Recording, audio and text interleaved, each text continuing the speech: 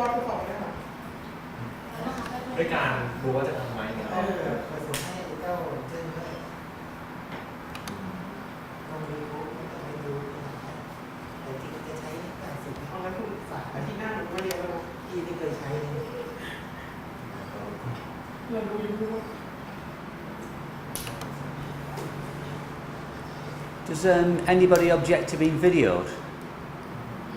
Does anybody object to, is anybody wanted by the police so they can't appear on video? If anybody's really nervous about being videoed, then if you tell Kansura, he'll edit you out in Photoshop or After Effects or something. I think it's good. Could you blur June out of all this? I don't want June in the video. I really video. This might be difficult to video, Kansura, because a lot of what I'm going to do is not do anything. I'm going to let the students do the work. Yeah. I'm the world's laziest teacher. So, okay, guys, it's time to choose. Do you choose good, evil? What do you choose? Good, evil, or don't know? Choose what? Yeah, it's time to choose. Good, evil, or don't know. Choose on what I'm going to be or what. Just choose good, evil, or don't know. Oh no. That's a very interesting answer. What do you choose, Sam? Don't know. Don't know. I should review.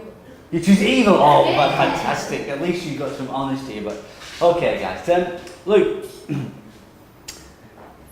the last time we met Yeah.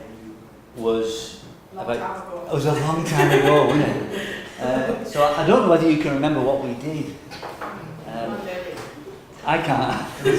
So a little bit what I'm going to do, we'll cover a little bit of the ground just to kind of blend into what we're going to do today.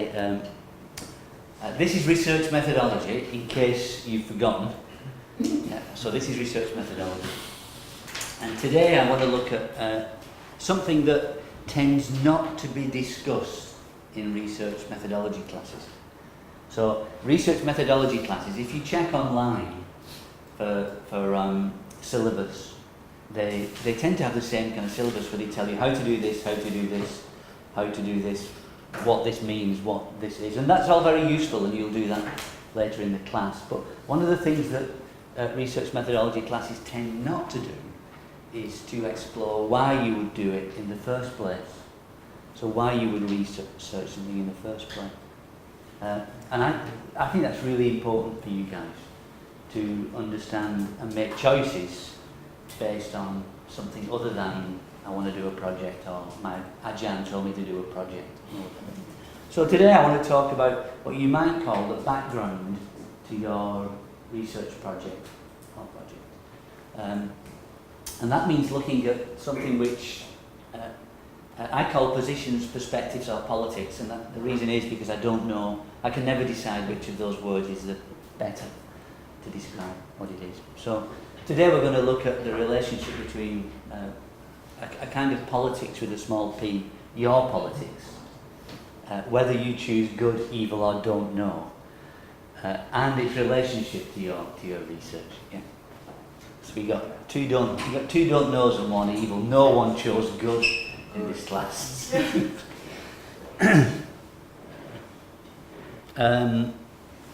How are we going to do it? I'm going to do some short bits of lecture. I'm going to show you some video. I'm going to ask you to respond, to talk amongst yourselves, to work together and develop some ideas. Hopefully, at the end of the class, when we move next week to more practical matters, you'll have some kind of background to your research, or to the choices that you make. So today is a little bit like last week when we thought, no, not last week. Last week I was in bed this time. A little bit like 6 months ago when we did the first lab, where we talked about questions and the idea of questions framing your inquiry or driving your inquiry. I want to carry on that idea of ways in which you might not do the inquiry, but ways in which you might frame, shape, animate, give direction to your research project. So Not how to do it, but how to make sure that it's worth doing in the first place. Yeah. And I think this is really kind of important.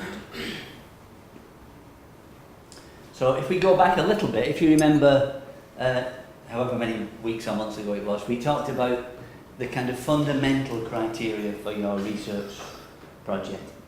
And again, I'm using research project here to mean thesis, if you're doing research, or project, which is not regarded as research, but actually is a form of inquiry through practice, so what Mohammed will do or June will do. And there were three kind of fundamental criteria that I said that your project should exhibit. The first one was it should be personally meaningful. So if you don't believe in it, it's going to be the most boring 2 years of your life.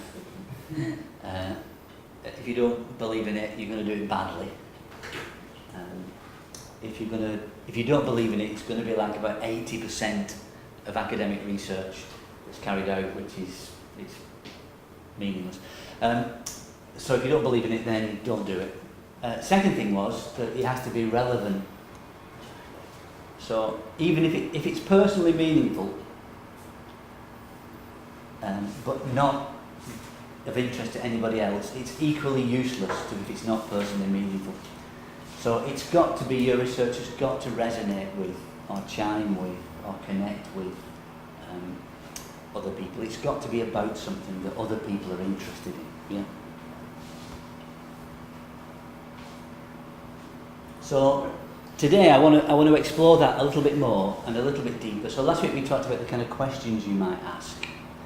No, not last week. Same last week. In the last class we talked about the questions you might ask to shape your project. In this week I want to go even a little bit behind that. What motivates those questions? Where do those questions come from? What questions should you ask or could you ask? And what do they mean? So today I want to look a little bit at this notion that is... See, she doesn't want to be seen on video, she's wearing a mask.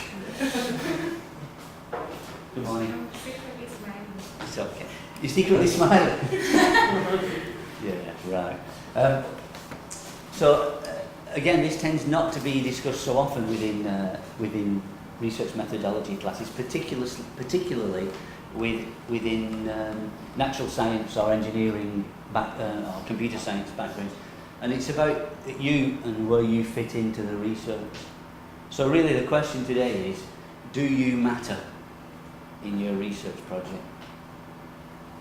Other than the fact you'll do it, and without you doing it, it won't happen. But even within that, do you matter? So what I want to explore today with you is this question. And it's, how do your beliefs, how do what you believe influence your research? And two things, two aspects of that. How do what you believe influence your choice of project? So what frames your choice of a project? And then, how does what you believe frame how you carry out the project? Does that make any sense? I'm trying to understand. Okay, good. That's the most important thing. So this is counterintuitive, particularly in KMUTT, because can you edit this bit out? Well, this bit now, please edit out. Okay. So, particularly at KMUTT, where the idea of research is that research is an entirely objective, scientific process, where the researcher should disappear, and by using the scientific method, any of you should be able to produce identical results from the same research method. Yeah? And it's very useful, that method, for building bridges and making sure things don't fall down and that kind of thing. But it's not so useful, I don't think, for people who make cultural products, like buildings or pictures or spaces or interfaces or whatever. So in this case, I'm asking you to think about your relationship to the research more deeply. So in which ways might your beliefs influence your choice of research project and the way you conduct it? So in answer to the first question, evil, if you choose evil, that means you're perfectly suited to real estate development. Or certain kinds of product design, maybe, because I'm taking a position now.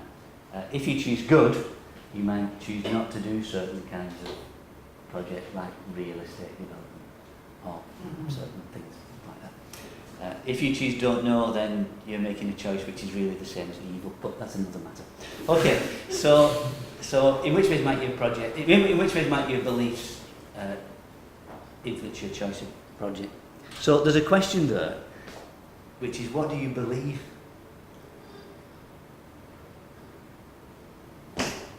Don't know.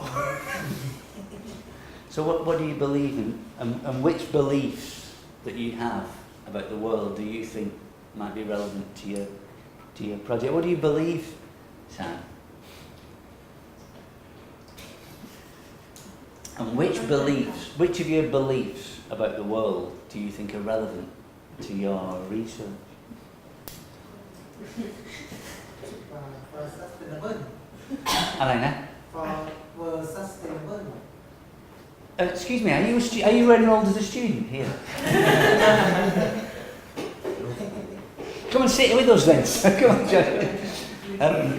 What do you? I mean, but that is interesting. That's an interesting. I mean, that is a belief, isn't it? And you can see how a belief in sustainability might influence your choice of project and how you carry it. What do you believe in? Equity. Equity. So that's another interesting thing.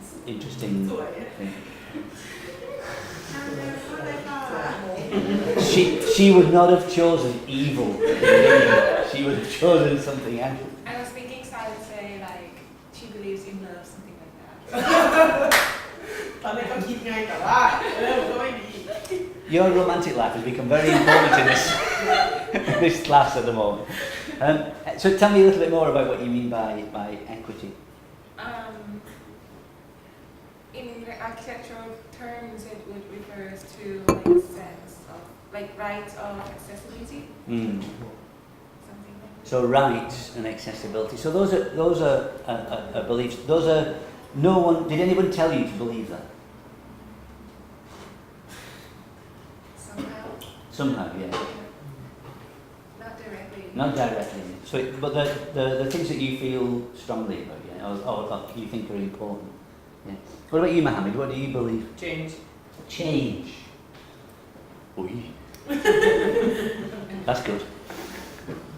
Not so good in Thailand at the moment. Nothing is supposed to change. But change. Tell us more about change. How does change? Because I'm taking the reference of Pakistan. The world is going to in development and technology base. They are going in digital era, but Pakistan is still in the same position.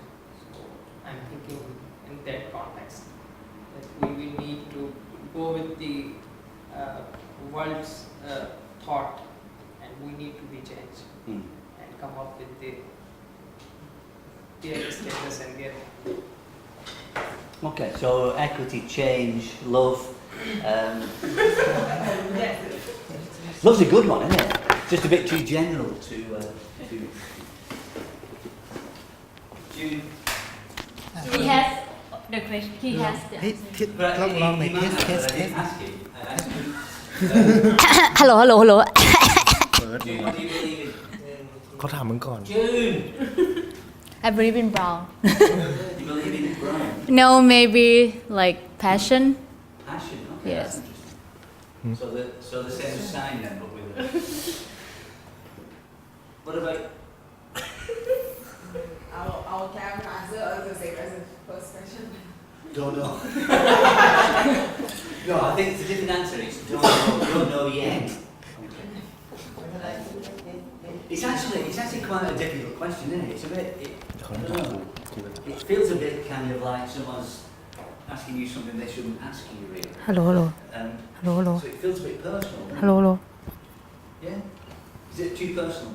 No, but it's too difficult. So we got equity, we've got it's too difficult, we've got มัน love พุ่ง and... ขึ้นมาเยอะอยู่อะไรมาแล้วเนี่ย Well, you going to say something? relationship, natural relationship. Say that again. Digital. Natural Natural. relationship. Okay. Say more about that then. What do you mean by natural relationship? If every organism in the world have a relationship that living together with something. I think we can go home now. So that is, I think that's interesting as well, isn't it? Because it's interesting that you chose not a word.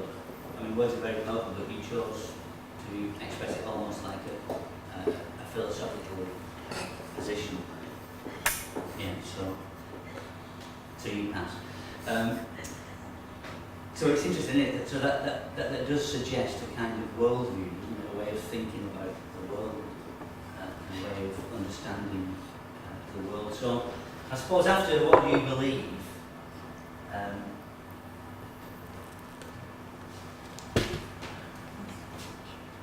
the key question is how does what you believe affect how you work? And at the moment, I think the way I'd like to approach this is I'd like to approach it through you as professionals rather than students at the moment. And then I think we can turn to get a research and inquiry towards the end. But at the moment, I think that it's interesting to consider how you relate what you believe in, natural relationship, to your work. จริงๆมันต้องมีไว้ตาม Excuse me. Can anybody answer that question? What do you believe in, by the way? I didn't ask you what you believe. I believe in simplicity. In Simplicity. okay, simple city. Yeah. Simple city. That's No, interesting. no. Simplicity. Simplicity. Actually, but that's all really interesting because within simplicity is simple city, isn't it? Yes. So hidden within simplicity is an urban philosophy that I just discovered, and I'm going to write a paper about it now. So there you go. Do you believe in simplicity? Yeah. And how does that affect your work? How do you relate that to your work? I think to it will play a big role in my work because I'm always trying to simple things for everybody to understand. And I think sometimes in our life we make things complicated without even knowing it. And when we take a moment and take out every element and we just notice like, oh, it was very simple.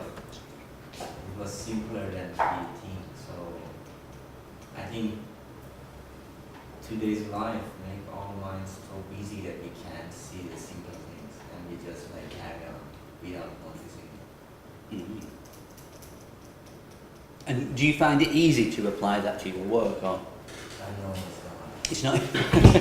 Well, it sounded really simple when you explained it, but what's the difficulty in applying that within a professional? Because sometimes like it's difficult to convince others that it's difficult to convince people to believe in simplicity because they always think that they should get help of everything, they have to use everything exists right now, but it might not be really necessary. So that's why I think. What about equity, or equality, or access? Is that an easy thing to relate to work? Not really. What's the problem? Conceptually, I think it's too broad, and it has to be more specific about the topic, because if you work on different kind of projects, and the word equity would play a different role. Can you give us an example of what you mean, how that might play out in a professional's context? Skip. Well, figure two projects, how might the idea of equality or access be changed within two different... what kind of designer are you? Architect, are you? General. So in an architectural context, how might... Like, because this is what you believe in, so how might it play out in different situations? Commercially, if you're designing a building, that's like how you're choosing how you are going to design it. Depends on the users, like the accessible that you're going to allow it to happen in those buildings. And if you're designing like a system of community, for example, like those systems would allow different people to play different roles in it, like different hierarchy, or you're going to make it to be like more democratic, something like that.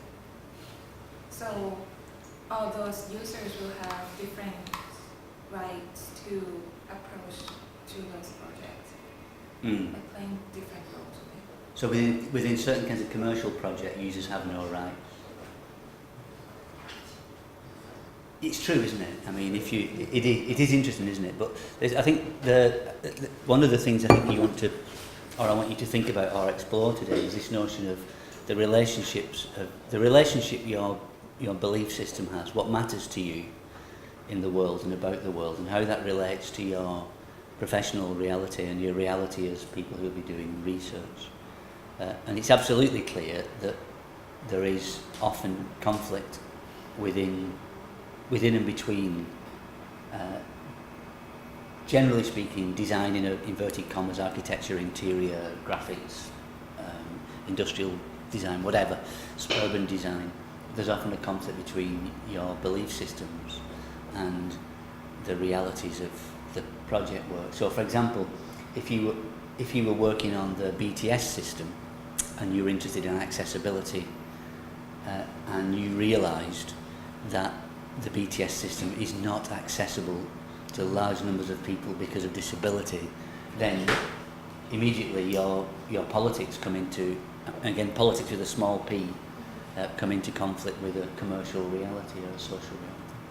So I think one of the things we want to explore today is this relationship, and there are good reasons to do that, because you'll be design professionals, and you'll be masters of your subject, and you'll be leaders of your subject. So you have a responsibility to deal with those difficult questions, and you'll be people who'll be choosing to do a project, and in that project, you are not necessarily framed by commercial pressures in the same way that your professional life would be. So I suppose one way of thinking about that is that your project gives you freedom to explore aspects of what you believe in, and to foreground aspects of what matter to you, what you think is socially, culturally, politically important, in a way that maybe you have to compromise within your professional life.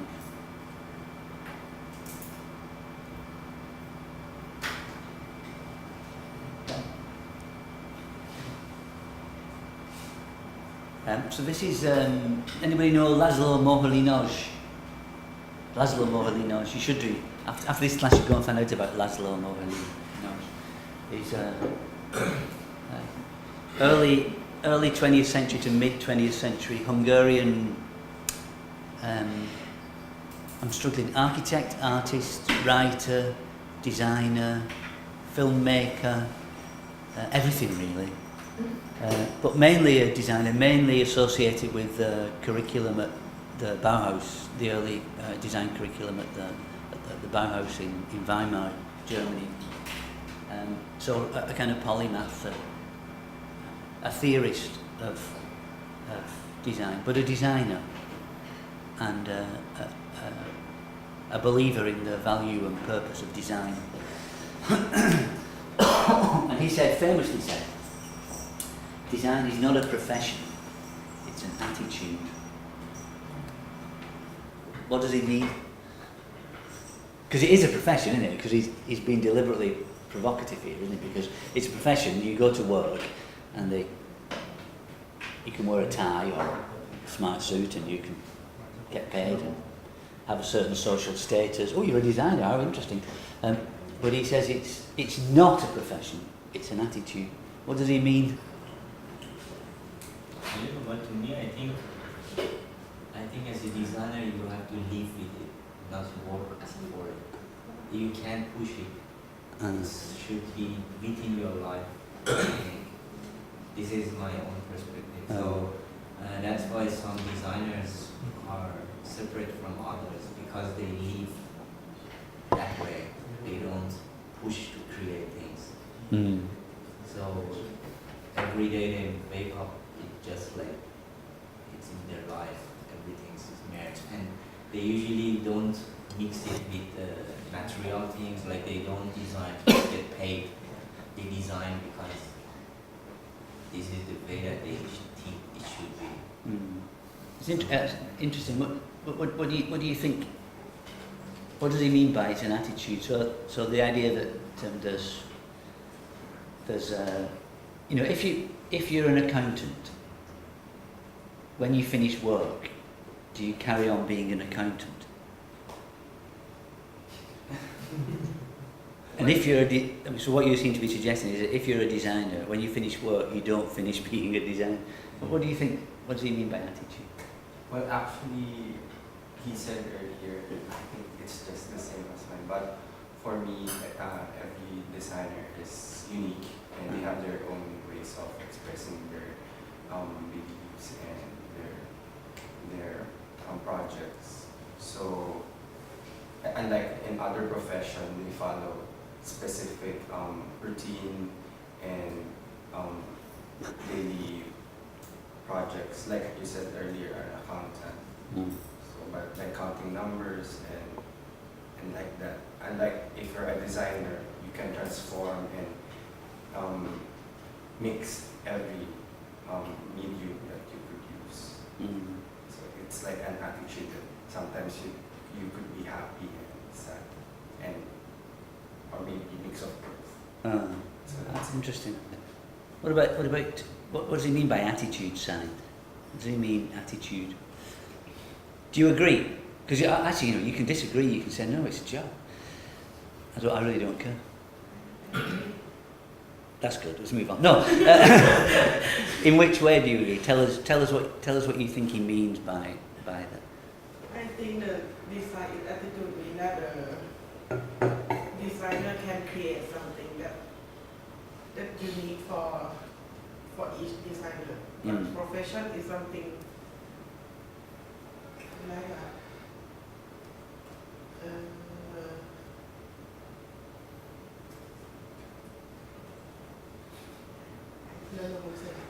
Say it in Thai if you want, okay. Someone will translate for you, June will translate into Chinese. In the Chinese, profession is like something that they have a frame. Yeah. You have to follow that rule of the profession. So actually, some of design is a profession as well. So architecture is a profession. Graphic design is not a profession.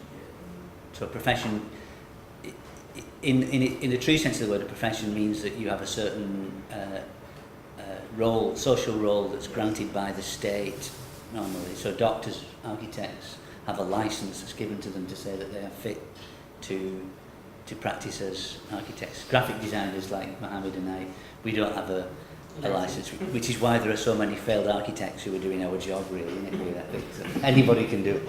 But in this sense, I think he's thinking of profession as in a more broad sense of kind of job or work role or whatever. What do you think? Do you agree? What kind of designer are you again? Remind me. Are you an architect? No, I'm a mechanical engineer. You're technology. Yeah. So do you identify with that idea that it's an attitude? I think I agree with this because like it cannot be like someone assign you like you have to create something new, design something new. Like you have to like if someone say that you have to design one new each day, it cannot be like that. I mean, it's like I think the design is like it takes process. It's like it takes time, experience, and many things that cannot be like created like a specific time, something like that. Yeah, I mean, I think they're all interesting. I mean, they're all interesting senses of a question of a kind of a different kind of understanding of our approach to work, and I think that idea that it bleeds into your life. It's a way of understanding the world or seeing the world that is difficult to turn off, isn't it? You know, it's hard to stop being or stop seeing the world as a set of possibilities or problems or issues. So I think that I mean I really like that quotation, and because I think that it does some things. You know, on the right, I think the important thing is that it absolutely establishes the relationship or the centrality of the relationship between the professional, what you do as designers of various kinds, the personal, what you believe and what matters to you, and the social, which is the kind of interaction or relation between those two things. And again, because this is research methodology class, and I'm trying to get you to think about how you might select or carry out a project. I think for me, your project should in some way involve or activate or animate those relations, and hopefully that those relationships should not be straightforward or simple, because that's the reality of design practice, isn't it? As you know, as you mentioned before, that your personal and social beliefs don't always map.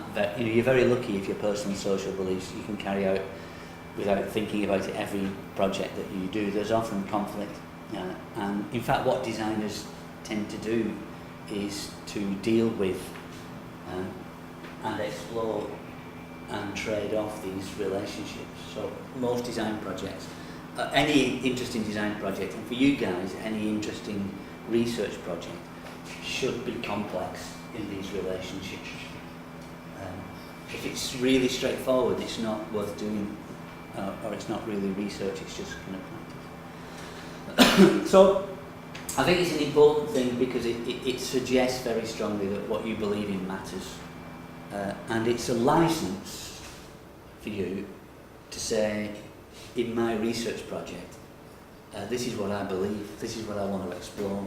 I want to explore change, I want to explore accessibility, I want to explore simplicity, I want to explore, this is what I want to bring to this project.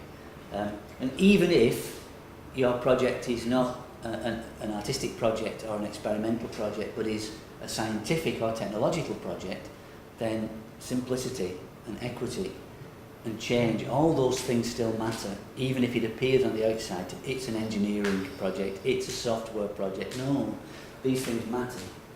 And I think the more that you can find a way to identify with the subject of your work, then I think the more interesting your project will be. So these are the things that I think are important as a kind of a background to your research. You matter, your beliefs matter, your position matters, your perspective matters, your politics matters, your philosophy matters, your ethics matters, your view of the world matters to your work, and your project in some way will be framed by those things, even if you're not aware of the fact that you're framing your project in that way. So I think one of the challenges of being a master's student, and if you go into a PhD this will become even more complex, but one of the challenges of being a master's student is recognising your worldview and recognising how your existing worldview affects how you see the kind of project that you're doing. So this question of worldview and research is a very important one, and we'll deal with it a little bit next week, I think, because it does have a really important impact on how you choose a project and how you carry out a project. Okay, so it's important because because it's important, because you matter. You all matter, guys. It is about love after all. You know, you matter, your position matters, what you think matters, what you believe matters, and your project should explore that, or should recognise that and take that into account when you carry your project. It also matters because you are, as I said before, you're going to be leading professionals. You're going to be masters of your subject if you graduate. You'll be masters of your subject when you graduate, and you'll take on a kind of a position of leadership within your discipline. So you will be expected to argue, discuss, debate, put forward the manifesto for simplicity, and you'll be expected in some way to understand the conflict between simplicity and commercial concerns, and you'll be expected to develop and contribute to the ideas that make your discipline important. So one of the things that's really important, I think, is being able to say much more clearly what you believe about your subject, and it tends to be something we don't do very often. We tend not to have to say, this is what I think about graphic design. Graphic design is this, or graphic design should be this, or graphic design could be this. Why is it this when it could be this? So this becomes a really important thing, how you articulate your understanding of your subject. So I thought what we'd do is, I thought we'd be interested to look at some people talking about their subject, about their discipline, or their profession, and to look for the way in which they put into words their belief system, if you like. They're all graphic designers, but it doesn't mean that they're nothing to do with architects or they're all graphic designers because that's what I know. That's what I know best anyway. But the lesson is a much broader lesson. That is, how do you talk about your subject? I could find 3 architects, or 3 industrial designers, or 3 interior designers who would do this. But these are all graphic designers. I'm going to play 3 little video clips. There are 2 Americans and an English person. One of the Americans speaks even more quickly than I do. So when you listen to the American, you'll realise that you're really lucky that you have me rather than him. So I've got a transcript which will help. So what I'll do is I'll play it and let you listen to it. And what you're looking for are these things, really. You know, how do they describe what they do? So what kind of words do they use to describe their discipline? What kind of metaphors do they use to describe their discipline? How do they express their ideas in other ways? So how is their attitude show up, not just in the language they use, but in how they present themselves, if you like? You're looking for their attitude or perspective or politics about their subject. And you're also looking for another thing, which I think is really important today, is how does their attitude show up in their work? If at all, and it is a question, I think, that whether it should show up in their work or not is an argument. But these are the kind of questions I want you to look at. Now let's see if we can make the video, I forgot to download it. Let's see if we can make the video work.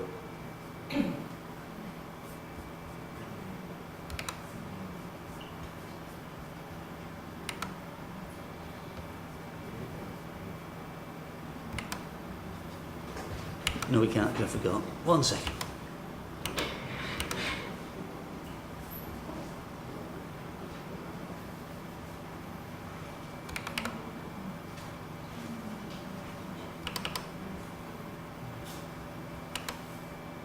Can I make this for you? It might take a little time to... Hey, we no speaker, have we? We need sound.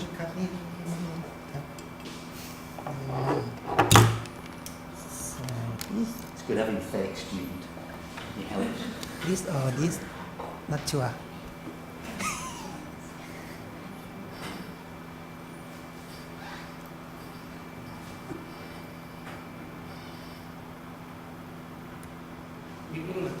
อันไหนไมโครโฟนวะนี่วะอ๋อนี่อ๋อโอเค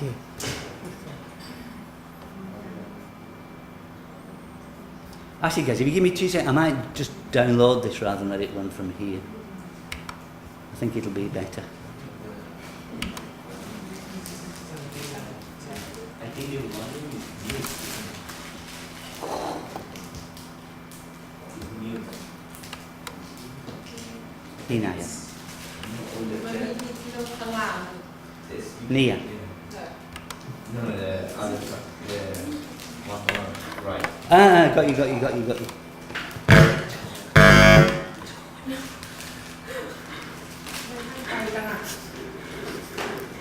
ครับ อันนี้ ให้ดูดิอันไหนมันคือไมโครโฟนไหนมันคือนี่วะที่จะใส่ไม่เหมือนกันมองไม่เห็นนะ X sign.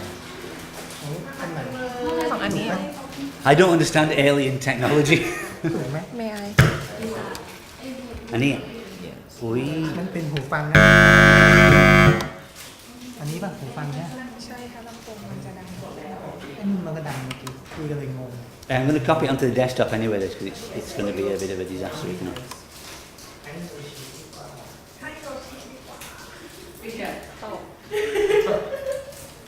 น่าจะใช่นะเมื่อกี้มันหูฟังอันนี้ มองไม่เห็นเหมือนกันค่ะ ไอ้ผมก็มองไม่เห็นเหรอ ตามเจอหมายถึงของมัน เกิดตามที่เดี๋ยวลองฟังเสียง Let's see.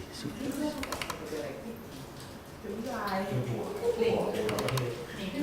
พูดแล้วว่า1 2 3 4 ที่ไหนไอ้ ยิงถามว่าเราไปเจออะไรที่ถูกมาโดนจะบอกเขาเรา โอ้ มองตามอะไรไม่ทันเลย เขาก็ คือ เรื่ ยิ อน ง เดิมไม่ดี เข้า Mac ดีกว่า กับแม่ดีกว่า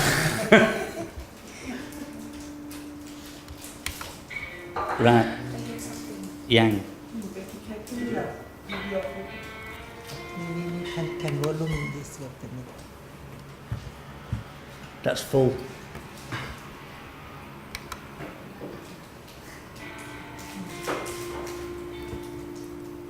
No.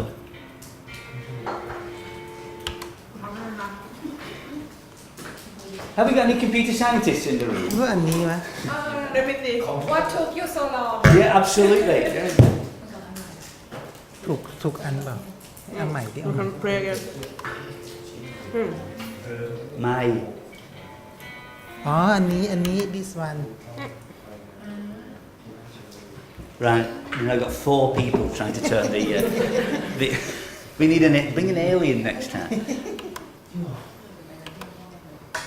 definitive mock justice Oh yeah, speaker, go up one. Is it not I that think one? I'm not sure I think it's Sony No, yeah, I think it could be that. No, that's it. Yeah, go. Press. อ๋อนี่ไงมันแค่15เองโอเคอืม no Yang.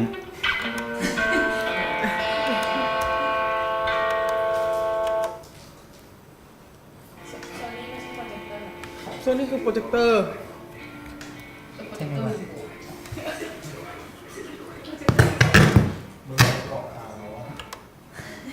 เร็ว I think it because it's the jack เพราะว่าฝั่งอันล่างสุด อันนี้อันนี้พี่ Headphone. เคใหม่ speak out Speak out. Okay. เขากินข้าวแล้วสาระ yes No. มันก็เป็นเหตุผลมันมีผลแบบเสียงเสียง again just a moment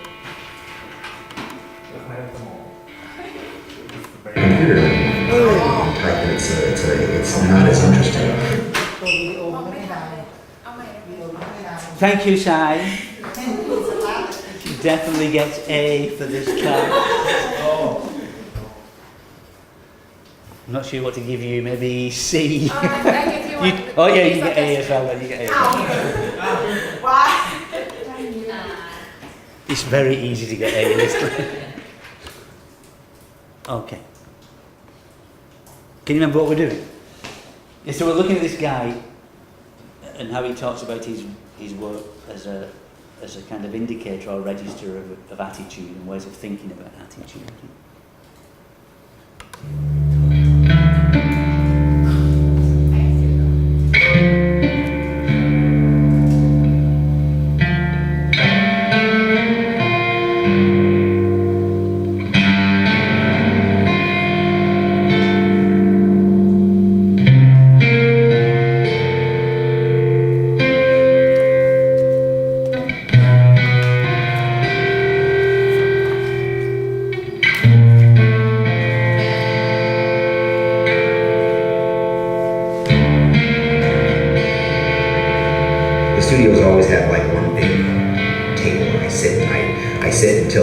sit until I make myself laugh, you know, working on these things, or until I find something interesting. And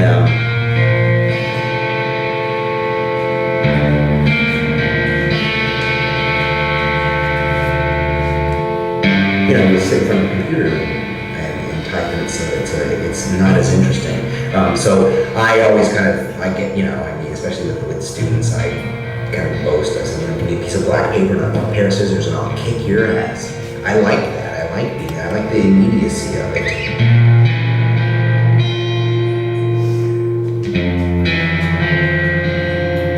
So I moved to New York to become a poster designer, and I have been here for a couple of years and realized that nobody made posters. There were no jobs. And then this situation came along, and I had, you know, my rent money sitting around, and there were self-produced pieces, in response to the lack of discussion about the pox-infested blankets, you know, the genocide. And I wanted to kind of point that out.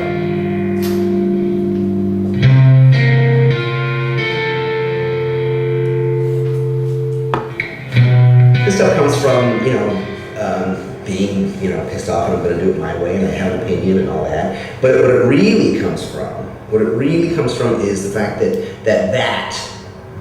work, the dead Indian, the hangman, the social political stuff, the cultural stuff, that is what graphic design is for. That is it used at its best. Not to sell socks. You know, it's good for selling socks, but not for that. And graphic design, you know, I've been talking about this recently, it's this nice little idea that I have. Graphic design is a big fucking club with spikes, you know, and I want to wield it. I want to use it. I want to use it in its pure, in its strongest, in its fullest potential.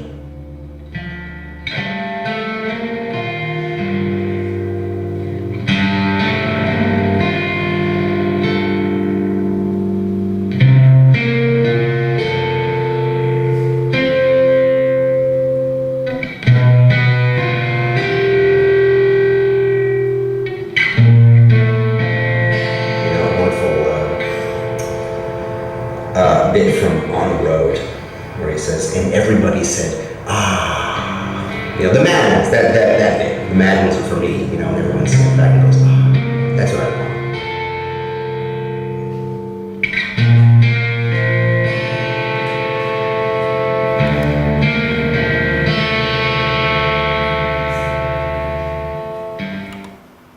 want. Okay, that's James Victor. How might you describe his attitude?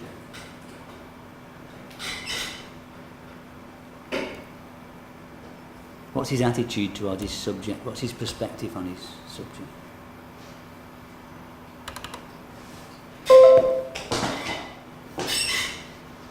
What do you think? I think he wants to make an impact to the social justice work. I think so, yeah. Semo, that's it. What do you think? What's his attitude? I think, as you mentioned, like, as earlier I mentioned, I think what it's mattered to him in his life, not only when he's graphic designer, he faces to the issues during his life or in daily life. He sees things and he uses the graphic design as a tools to present to people, and he believes that graphic design is for that, and he doesn't believe in commercial design. Like he said, can use, but basically. Yeah, he said it's good for selling socks. Isn't yes, but it's not particular. He believes it's for sending the message to the crowd. Yeah, so I think both contributions that say something interesting about his position, don't they? So, and again, I'm not saying this position is correct. I'm saying this is someone who is a leading professional or a well-known professional. You know, is an illustrator, graphic designer, and he has an extremely strong opinion about his subject. And this is the world, when you graduate, guys, this is the level of the world that you enter into, I think, is you enter a professional world which is not just doing a job, but is a collection of different competing attitudes. And it's really important for you guys that I think you decide what your attitude is and how you express it, how you put it into words. And I think your project, to some extent, is an embodiment of your attitude. And your project is, to some extent, how you will present yourself to the next stage of your working life or personal life. So in a sense, you could think of your project as a kind of a manifesto. It doesn't have to be a manifesto, his manifesto, it's got to be your manifesto. You've got to be comfortable in what your attitude is, but you have to express an attitude, I think, strongly. That's not always easy in Asian cultures as well. I think it's much easier within European or Western cultures, but in fact it's expected that you will express your attitude. If you don't express your attitude, people think you're weird,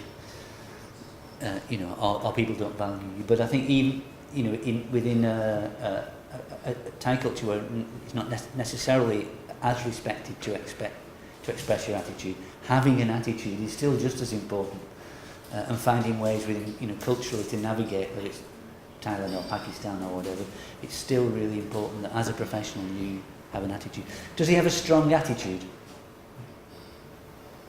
He's mad, isn't he? How's his attitude expressed? Well, his choice of words is one thing, isn't it? But also the way he speaks and the way he sits and the way he's performing, isn't he? In this sense. What about the kind of metaphors he used? Did you notice any metaphors he used to describe his subject? What do you think, Mohammed? What is graphic design? He's talking about the poster design, because poster design is not working in New York. There is no jobs, so he come with designing poster for the Indian people and something like that. How did he describe graphic design? What metaphor did he use to describe graphic design? June, what metaphor did he use to describe graphic design? He said graphic design is a great big fucking club with spikes on it. Edit that bit out too. So, it's so thinking about how you even think about your subject metaphorically is important. If you think that graphic design is a great big beeping club with spikes in it, that should affect how you approach your project work and should show up in the kind of work that you do, or could show up in the kind of work that you do. In his case, the relationship between his attitude and his work is really, really strong, isn't it? So his work is angry, immediate, or his attitude is angry, immediate, dissatisfied, critical. His work is quick, dirty, cut, made really rapidly, no concern with finer points of aesthetics, get the message across. So in his case, you can see a very, very clear relationship between what he believes and what he says and what he does. I'm going to show you another one now and see what you make of this. Again, looking for the same kind of things. Oh God, I forgot to download this one.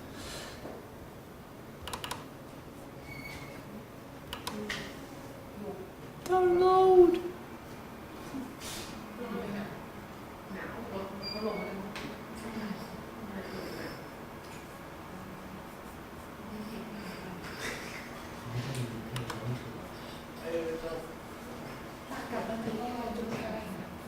Computer scientist, why no sound? You're going to lose your A unless you do something very, very quickly. Let's see if it might download better anyway. So. Is it a silent video? This is I said do the download version. That's not working.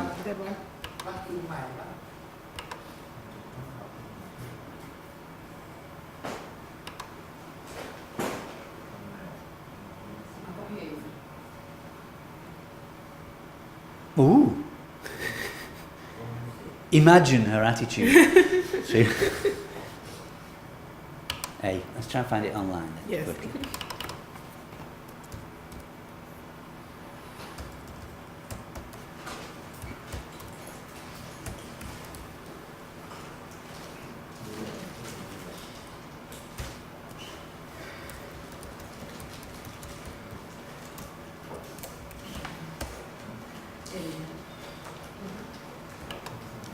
Could be. Oh, better quality too.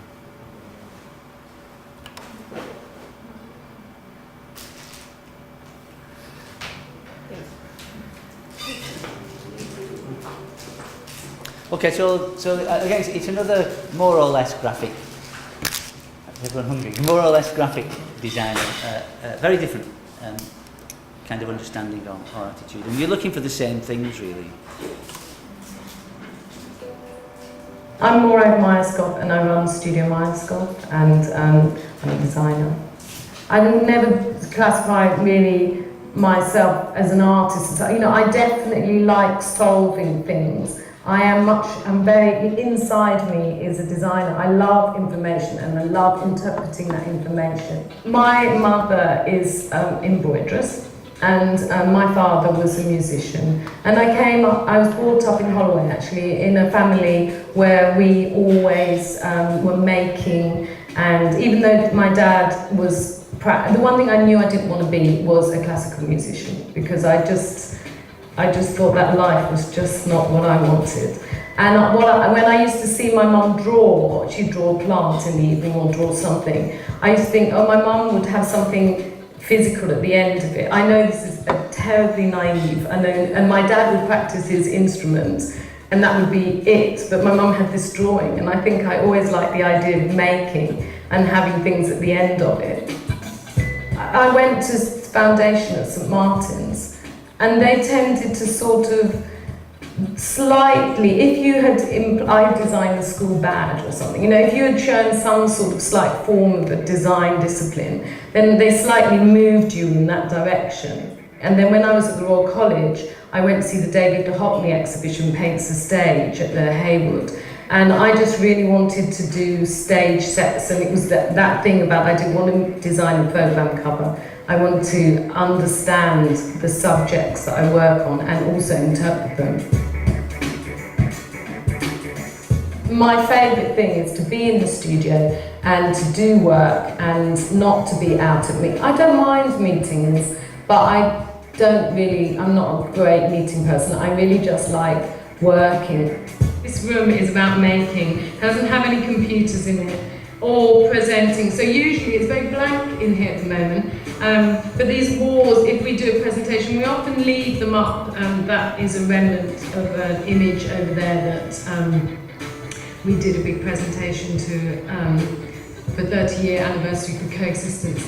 But usually we'll have the walls full. But I think it's also important to take it down and be fresh and then have another go. So this is the studio. This is Agni. And in here, it's much more, we're on the computer, you know, it's much more working from the computer and, you know, just cutting things up. I do the artwork, and that's why when sometimes people work for me and they think they're too good to do artwork or do certain things, I always find that quite difficult, because I think that taking a project from right to the beginning and doing, you know, if we do the exhibitions, I will often artwork the captions as well. And maybe that isn't the best use of my time, but I think if you want to do a job properly, you've got to understand every aspect of that project, and so that every bit comes out.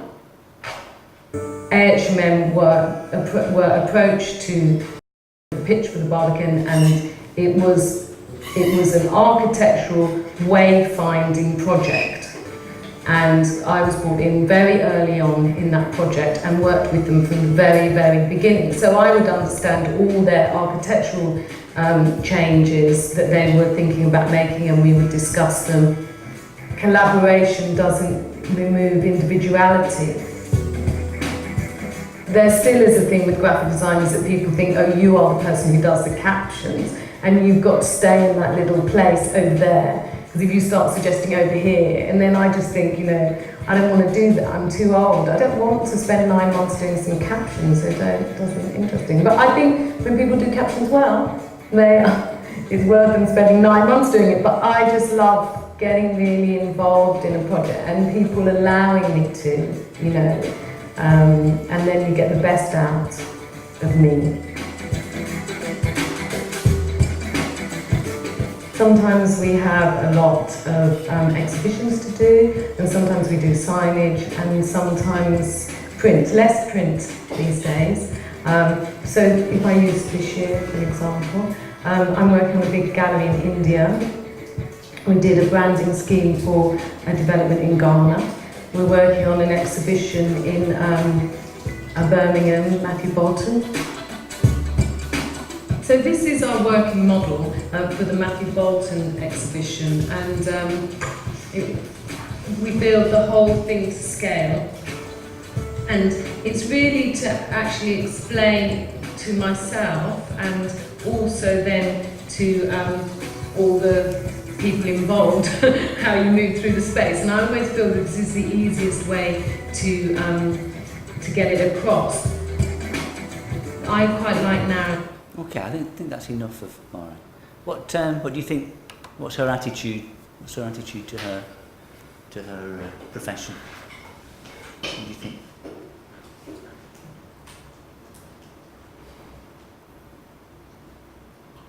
Is it as clear as James Victor's?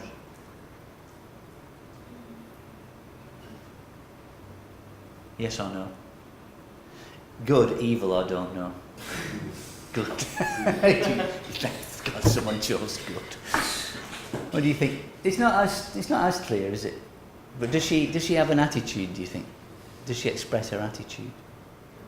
I think she like the way she was describing the way she liked to work without computer, doing hands-on things, and I think there probably a limitation on that. For example, like all that spiky expressiveness that was expressed in the previous one. And this one, like the way she's working on cutting the model and doing things like that. And the very outstanding things that I see on the video is like geometry. Like her hair, her dress. You know, actually, that's true, and I didn't think about that. But she does express her attitude through her appearance in the way that hipster James Victor did, isn't it? That's interesting. But again, so you can see that, you know, I think that attitude doesn't mean that you have to be angry, but it means you have to think really carefully about what you do, why you do it, and you have to find ways to describe and communicate what it is that you do. And again, I think even in a case where someone who is not as directly spiky and obvious, there's still a sense in which there's a relationship between the attitude and the work. I think somehow there's some kind of relationship. Look at one more, then we'll take a break, I think. So this again is another graphic designer, someone you'll know. Oh no, someone whose work you will definitely know, even though you might not know the.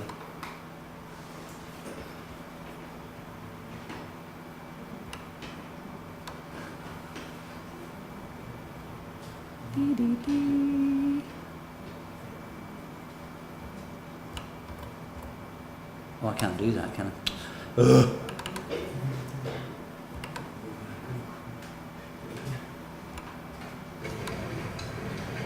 It might Posted. Actually, it might play. Let's see if it plays. Posted.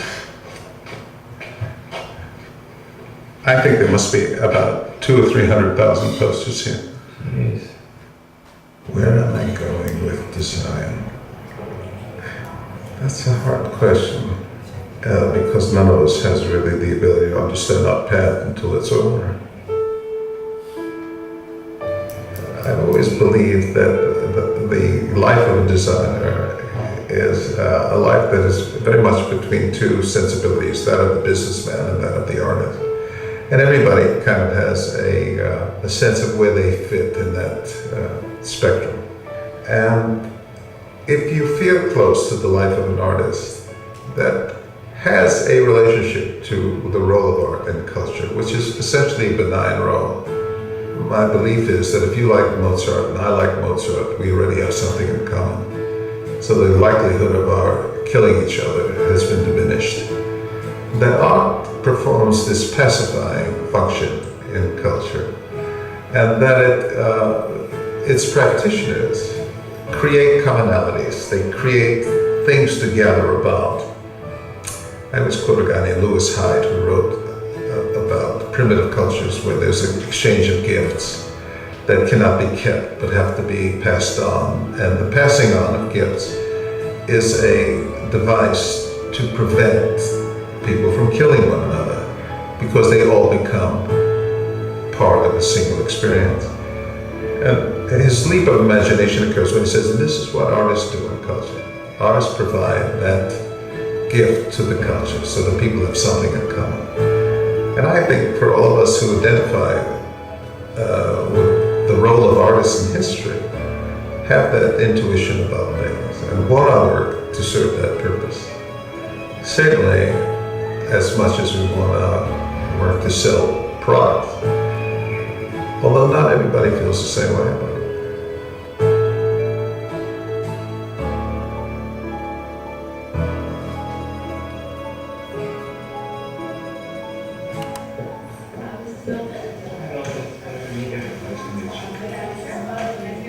Why do I teach? Fundamentally, I teach because it makes me feel good. It's helped me certainly clarify my own objectives. There's nothing more exciting than seeing someone whose life has been affected by, in a positive way, by something you've said. There's nothing more exciting to see somebody change from a sort of condition of inertness or inattentiveness into a mind that begins to inquire about meaning. I think if you don't do something to project into the future that way, the possibility for total self-absorption and narcissism becomes very much greater. My idea about graphic designers and social commentary is that that is part of the practice. I've always believed that because you have access to people's minds and you communicate to people, that there is a corresponding responsibility, the responsibility of being a good citizen, and also recognizing that if you have the ability to transfer ideas from one point to another, that those should be ideas that cause no harm. So it doesn't matter so much whether graphic design is an effective vehicle as much as for personal reasons. You want to be operating within the life of your time. I mean, you want to do things that have some relationship to your community, to your family, to your city, to your country, to the world.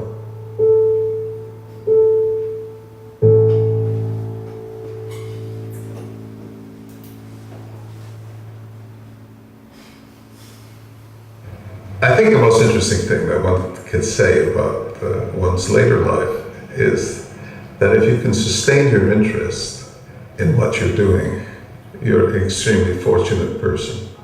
What you see very frequently in people's professional lives, and perhaps in their emotional life as well, is that they lose interest in that. In the third act, you sort of get tired and indifferent and sometimes defensive, and you kind of lose your capacity for astonishment.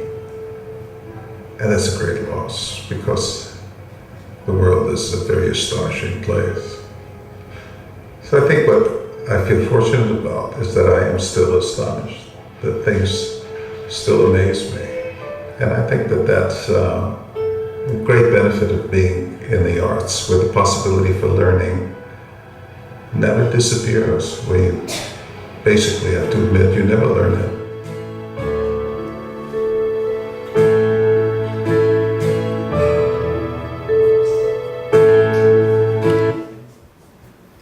Okay, attitude. How would you describe his attitude? What do you think? How does what he say about his subject compare to the other two? What do you think? Angry? Optimistic?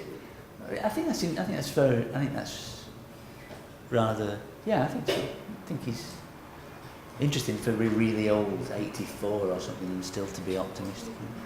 What do you think, Gene? What about his attitude? What do you think? In which ways does he differ from the other guys and girls who we looked at? How's he different? What's his attitude? What does he think about his subject? What does he say about his subject? What does he believe about his subject?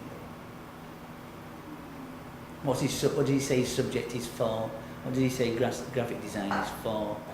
Or what does he say graphic design is?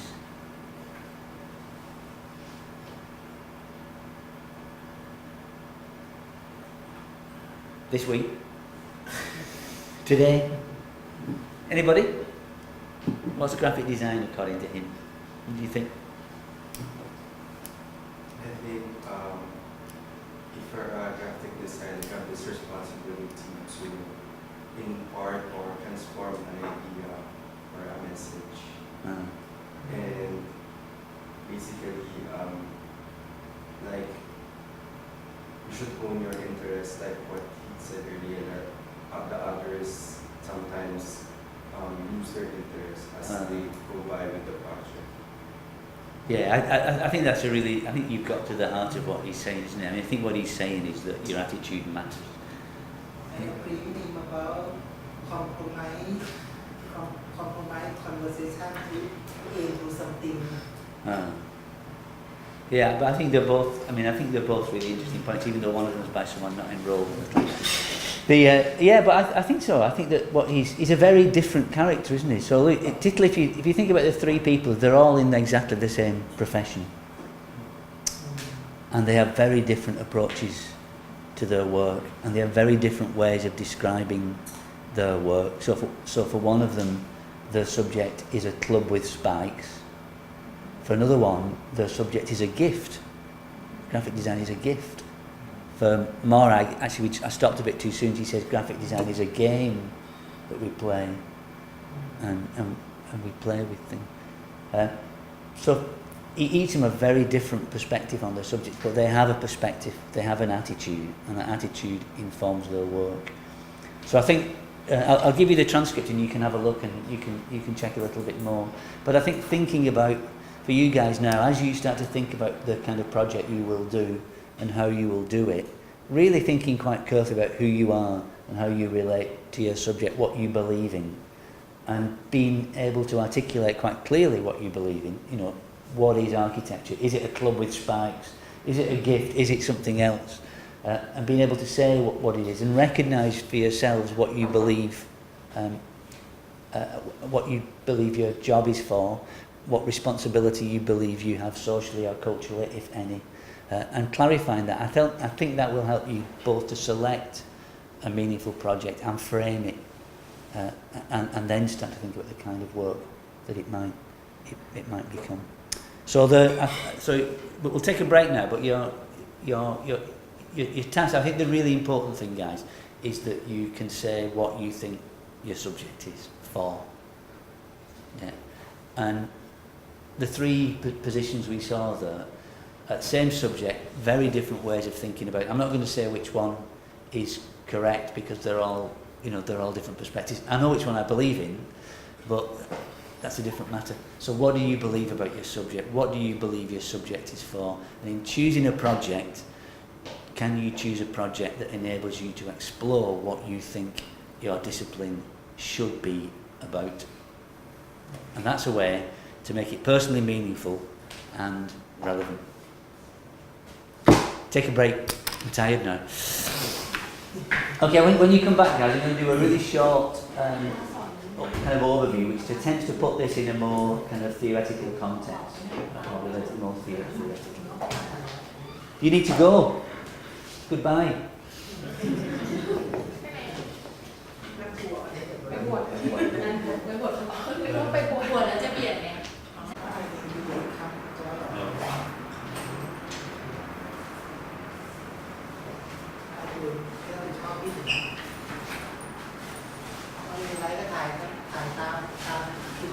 enjoy. Does it take the world to think you?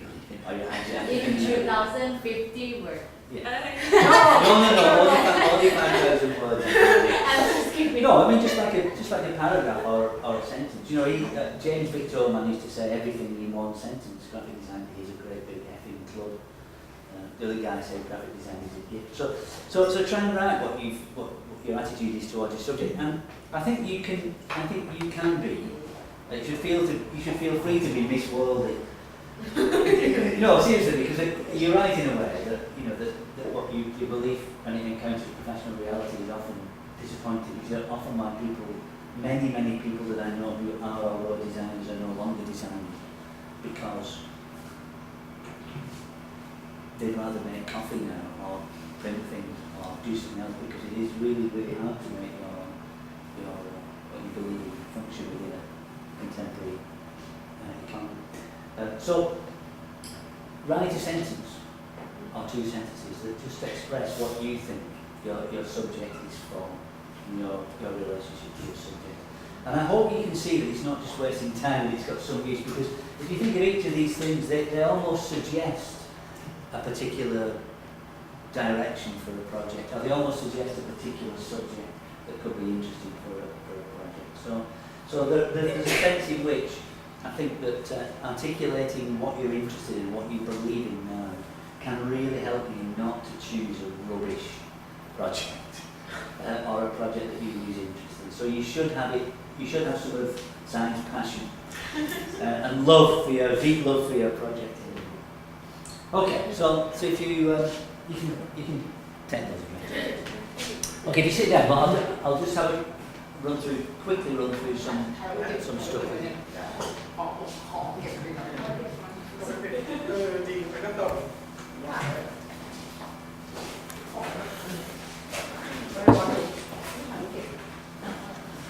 ลงท่าแล้วส่งด้วยดิอ้าวสมมติไม่ถ่ายอ้าวไม่ถ่ายอ้าวถ่ายก็ได้อันนี้เอาไปลองเองทำเองถ่ายเดียวเลยนี่ดูแปะกับแปะกระดาษเนาะ So everyone write one for next week, yeah? And just print it on a piece of A4 like that, and then we can stick them up on the wall and have a quick. We'll only do really briefly. And again, it's homework in as much as I'm asking you to do it, but it really is up to you in the end how seriously you take that. Okay. So this is why you matter in your research project. You always matter, even if it's scientific research and you have to disappear in objectivity, you matter. Yeah. So for me, a really important thing is it's not about choosing the position. Yeah. It's not about saying, okay, I'll have this position or I'll borrow his position. No. It's about actually recognising that where you stand matters in relation to your subject. You're a master's student. And you should have an opinion about what the hell you're doing. If you've not got an opinion, you need to get one quick. And it's your position that makes it personally meaningful. Yeah. You can just take those if you want. Free gift. So that's what you go back to that idea of personally meaningful. That's what makes it personally meaningful.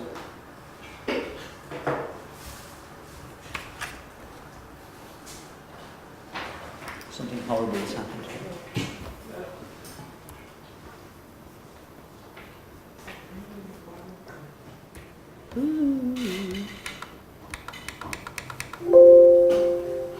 Ooh. One sec, guys.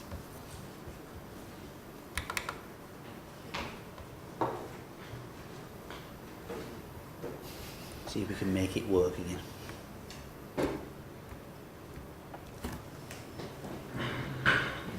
Everything's dead.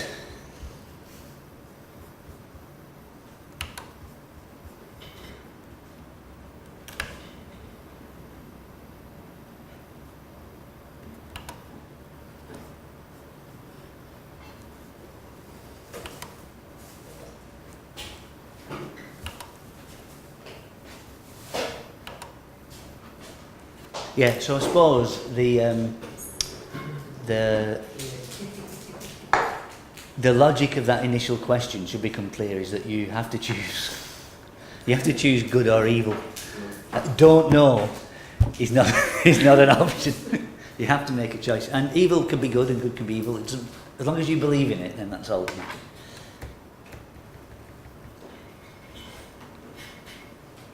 Okay. So I think it's your position that makes it personally meaningful.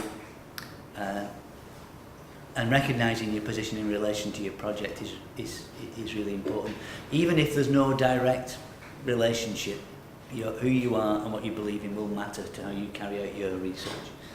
But it's also really important in terms of relevance. So I think it's important that you all recognise as postgraduate students that within your discipline there's a spectrum of different positions and attitudes that exist. So there are great debates and discussions within every one of your disciplines about what the discipline is for. And I think by making a kind of informed stance in relation to those, working out whether you're for good or evil, or which aspect of good or which aspect of evil you're for, again it enables you to make a much more coherent and persuasive project. So thinking about the discourse around what your subject is for helps you to make sense of what you do. And within professional academic discourse, within each of your subjects, there are debates, raging debates about the meaning of the subject and its relevance. There are discussions, there are different approaches and methodologies, there are different philosophies that compete.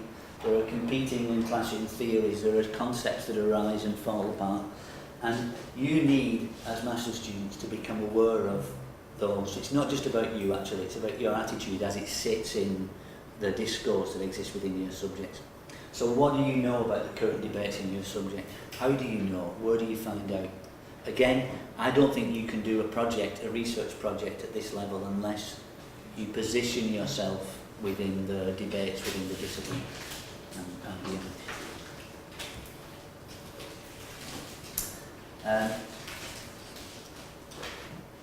And again, as master students, it's the suggestion is that you are leading, you become a master of your subject, which means that common sense understandings of the subject, it's just a job.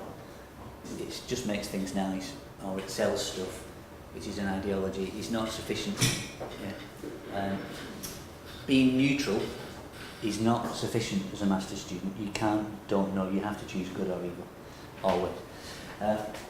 And just taking an opportunist position, which is I'll pretend to be socially concerned because there's a job going, or again, in this situation, I don't think is enough. So, common sense, being neutral or being opportunistic are bad attitudes. Okay, so what I want to do is I want to kind of give you a kind of map of some professional positions within design. So again, June, they might not be immediately relevant to you. So your challenge is to try and map these within your own subject area. And it's a spectrum of positions which are identifiable within contemporary design discourse. And again, design, architecture, graphics, even art or fine art or whatever. And it's a fuzzy spectrum because they're not really as clear cut as they seem, these. And they're fuzzy positions because again they're not like manifestos. They're general trends within contemporary design discourse. And they're all about creative practice, I suppose. So they're meant to characterise broad positions within the art and design fields. And I'm showing you these again as a way of trying to suggest to you that where do you fit? Where do you fit in relation to these things? Where do you fit in this case in relation to contemporary debate and discussion within the creative industries? So one position might be cultural inquiry. So you might think of yourself as my work is about cultural inquiry. So again, it's a way in which recognising your position might frame or help you understand what it is that you're doing, how your research might be selected and developed. And in general, if you think that cultural inquiry is important, you tend to be interested in a kind of personal engagement with the world. And you engage the world through making things through material or visual or cultural production, images, objects, photographs, movies maybe, I don't know. You know, an example of cultural inquiry will be someone like David Shrigley, the British illustrator. I mean, you can think of millions of examples, but David Shrigley draws pictures to inquire into, to question, to challenge ideas within contemporary culture, like the idea that we have to choose. You know, actually for David Shrigley, he says that's the best answer. So he's concerned with the fact that we're constantly being asked to choose things. You know, is it good, is it bad, like, don't like, choose this, choose that. And he's exploring those things. Or contemporary art or spectacular society. That's my favourite cartoon of all time. It's beautiful. Or issues to do with pictures themselves, so he's inquiring into the way that pictures mean or don't mean within contemporary society. So it might be that you identify yourself as a cultural inquiry person. A lot of people on visual communication identify very strongly with this. They explore contemporary issues by making pictures or movies or taking photographs or whatever. Another really important position at the moment within creative industries is activism. And again, by identifying yourself as an activist, the suggestions as the kind of project and kind of methodology you might use become really important. So activist is about social intervention. So your project, your research might intervene within a social situation to change it, or to critique it, or to modify it in some way. So activism is about design or creative practice as a change agent, if you like, a critical change agent. And again, someone like James Victor is a kind of activist through his work. You know,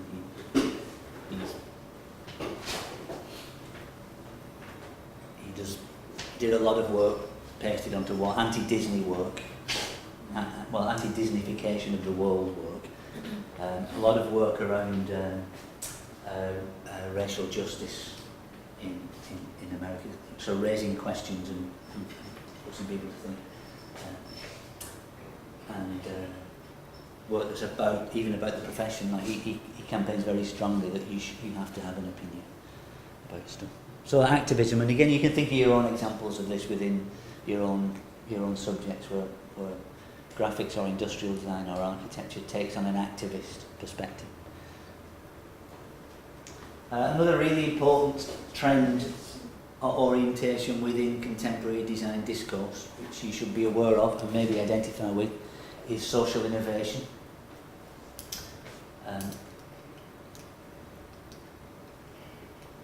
So working with people to solve real problems.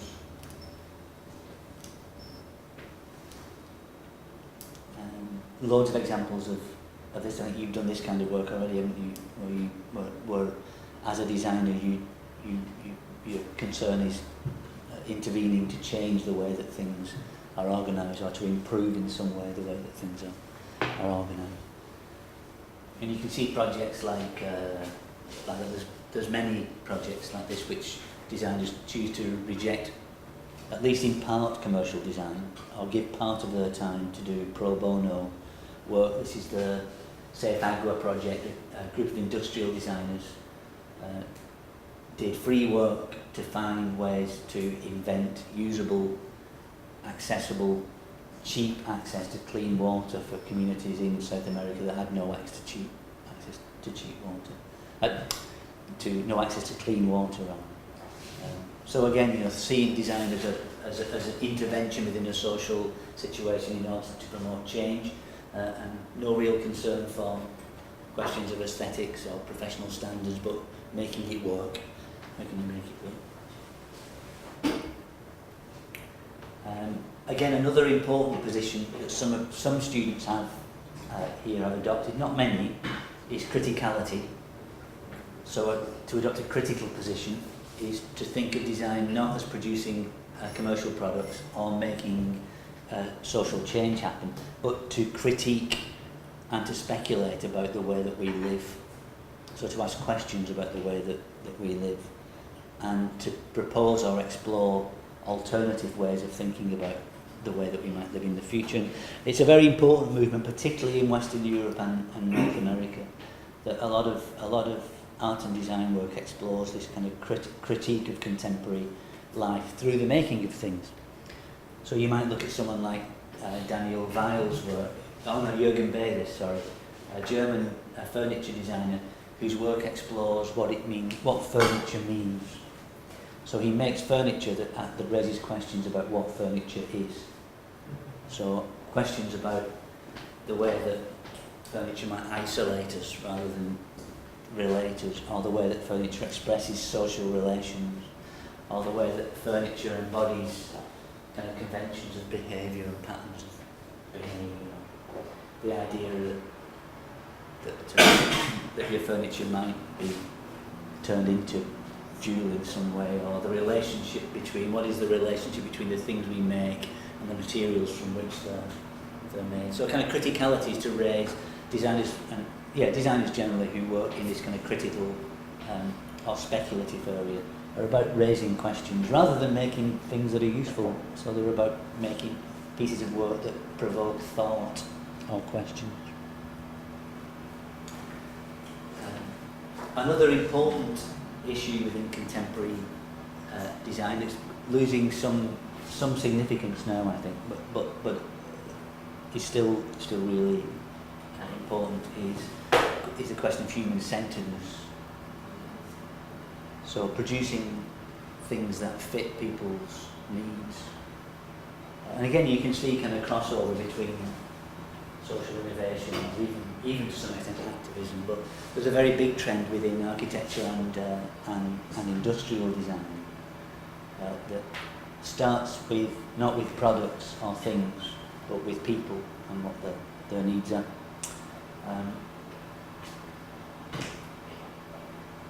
So that's another thing that you might think about where you fit. And very, very many of our students have tended to be in this field. So a lot of the research that happens here is applied research for human-centered kind of design. And it's producing things that address human needs or desires or beliefs or feelings. So here's some stuff from IDEO. How might you make medical products be less terrifying? How might you make medical products, even operational products, not feel so technologically abstract or terrifying? So how might you make syringes not really scary? Or how might you make dental equipment not frighten children to death?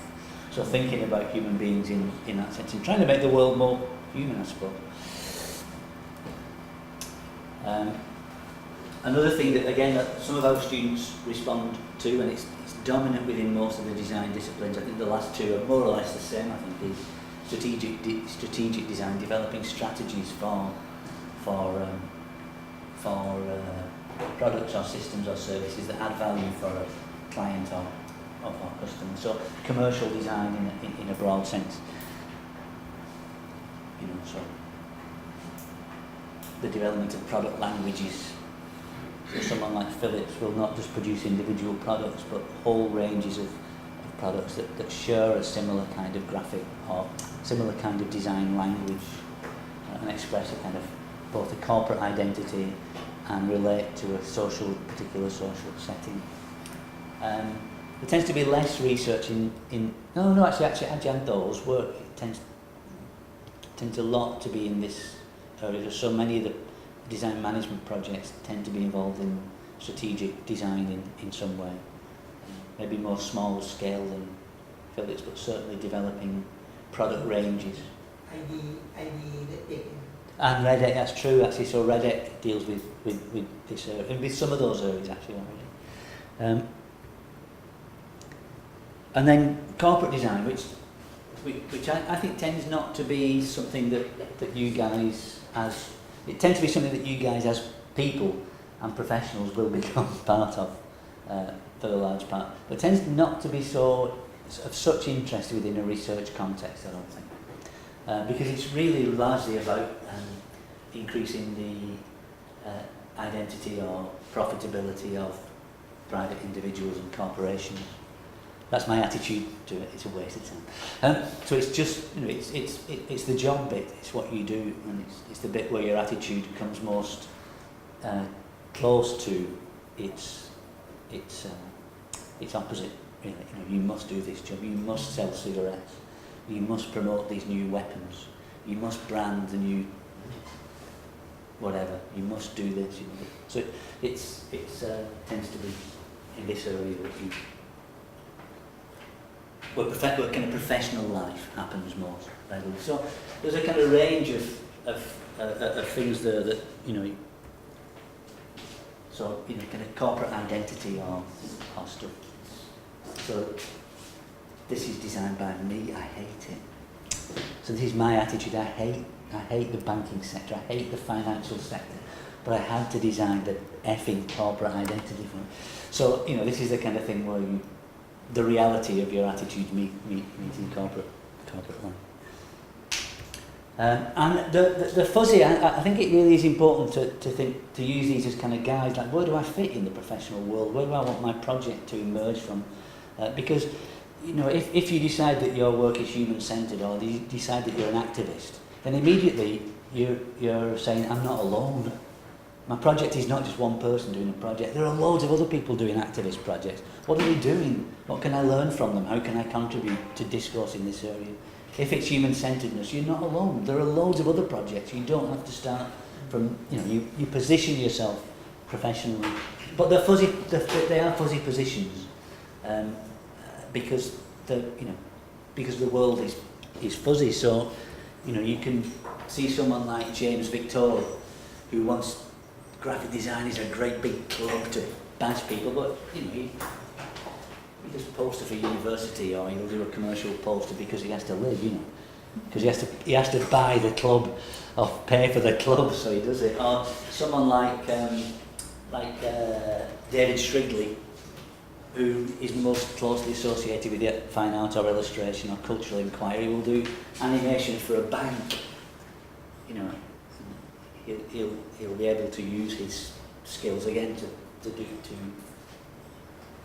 in a different kind of field within the spectrum. Or someone like Philips, who produce commercial products, consumer durable products, also spend a lot of time and money doing critical design or speculative design, imagining the future. So a lot of Philips research work imagines future possibilities for the production of food, for example.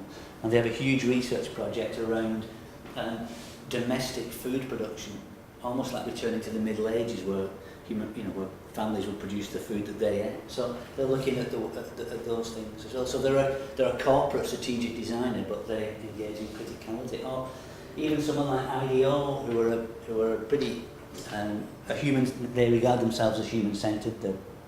They produce products to sell on the market, but they try and make them good. But they also do social innovation work in India. They do a lot of work around free work around eyesight or eye problems or sight problems in India. So in some cases, I'm not saying that you should identify a particular bit of the world and say this is where I'm stuck, because often the interesting stuff happens between different aspects of that spectrum. But in general, I think it's worth really kind of carefully thinking, where do I want to fit? Where do I fit now? What do I believe now? What do I know about the world? How do I find out more about my subject? And where do I want to fit after? Because I think one of the things you do when you do a master's degree is it's kind of change. It's an opportunity to position yourself in relation to your subject. It's almost like you can start your professional life again, if you like, and your project is one way of doing that positioning. So your project can position you here, or here, or here, and it can be a really useful thing to do that. Okay, so just to really to summarise, your postgraduates and your postgraduate researchers, even if you're doing the project rather than the thesis, your project is a form of inquiry. And it's absolutely essential to you that you know what the hell is going on in the field in which you work. What are the debates and discussions that are happening within your field? What do you believe about them? What do you think about them? What is your position in relation to these debates? And I think within that relationship between you and the discipline, that's where the interesting projects arise. That's where the personally meaningful and the relevant projects arise. Your position in relation to contemporary discourse and discussion. So you should start to become aware of discourse within your subjects. You should start to know which magazines, journals, programs, websites are talking about the leading discussion or debate within your subject. And that has to start now, I think, for all of you. You need to become aware of all the stuff that's happening within your subject. And the broader implications of those things. So it's not about knowing everything about design, because most discourse within design or art or media is not simply about what happens within design or art or media, but what it means more broadly in social terms or cultural terms. So you need to become informed about your subject.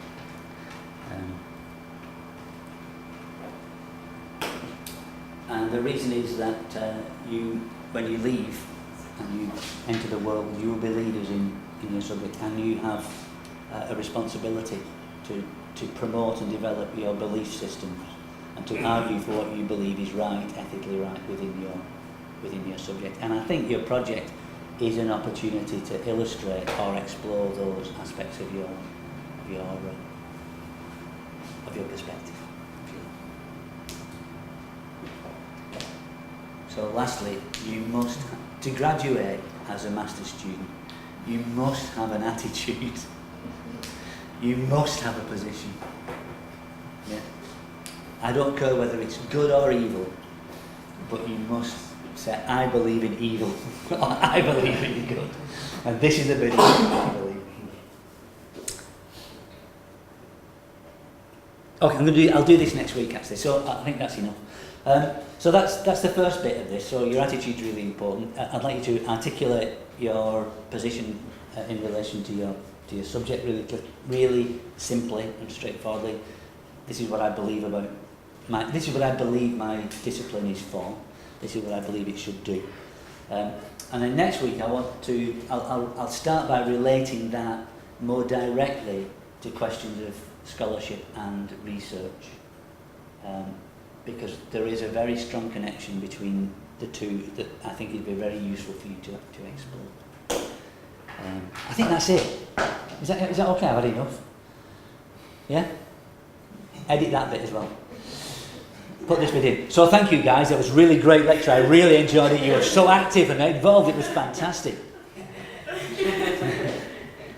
Okay, anybody got anything they want to ask or raise? You know, you can feel free to completely disagree with anything I say in this class. I really don't mind.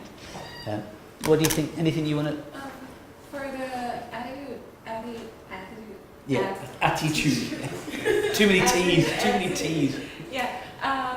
How specific should it be? Like it should strictly specific to the project that we are going to do. No, I think background to the project. I think in general, what do you believe your subject is for? You know, what is it? And if there's a metaphor, you can. And actually, I think the metaphor thing is quite fun often. You know, is it a club or is it a gift or is it a game? You know, so just try and. It's not assessed, so it's no one's going to give you an A or B for this because it really is. It's up to you guys, I think. But just try and explain to yourself what you believe. You know, this is what I think architecture is for. This is what I think architecture should do. And we know that architecture and design, film does many things. But within that, what do you think it should do? What's its core purpose? What's your core belief about its purpose? Because when I think about the things that I'm interested in, there are different perspectives to look at them. It's like I cannot now brief it into one conclusion of what the topic is going to be or what the subject is going to head to. So probably like attitude towards different perspective of this could be different. But that might be your attitude, you see. Your attitude might be that architecture is a complex subject that deals with questions of this, and this, you know, or tries to reconcile equality, profitability, and whatever it is. You know, so I think that's part of the task is to recognise complexity. I think, and to try and find a way to be able to say really, really simply, I think, what it is you think that you do. I mean, they use metaphors, don't they? Because when you say it's a big club with spikes, then immediately you know what he means. You know that his work's meant to knock you back or attack people who he disagrees with. So give it a try and then see if you can come up with something, and then it might. It's not always been useful. Not everyone has found it useful. Many people find it useful just because it's a kind of anchor. Okay, this is where I am when I choose my project, or when I shape my project. How can I shape it in relation to the stuff that really matters to me about my subject and the world? These are heavily edited, as you can imagine. No one went, I believe that my subject is. I edited them, but they're all just scribbled on bits of paper, but they express a kind of a general sense of where students wanted to be. The other thing I would say is that in many cases, by the end of the project, people's opinions about what they believed in had changed quite a lot often. So you're not committing yourself to something that, you know, I'm an activist, therefore at the end of your subject, you made corporate design, you traitor. Because it is, I think the whole thing about the project is it is a process of discovery.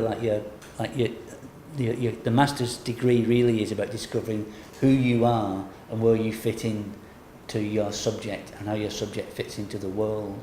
So don't worry that you're making no one's going to judge you or remind you. But you know, if you have a position, at least you can modify it based on experience. If you don't have a position, then there's nothing to work with, is there? If you don't have a position, you do what you're told, I think. And you know, you don't want to do what you're told, do you?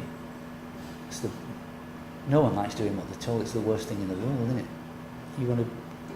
Yeah, when someone tells you what to do, you know, it's okay. Yeah, you're right. It's not always bad to be told what to do, but when you do what you're told what to do, you want to do it in your way, don't you?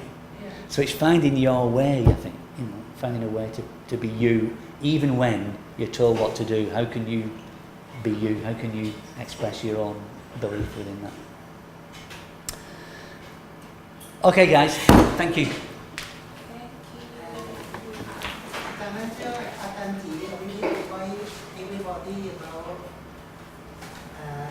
After next class, I've no idea. then people me third and 10th of March in the first lab. Oh yeah. Adan will come to teach in qualitative, quantitative. 3rd of March. 3rd and 10th. Yeah.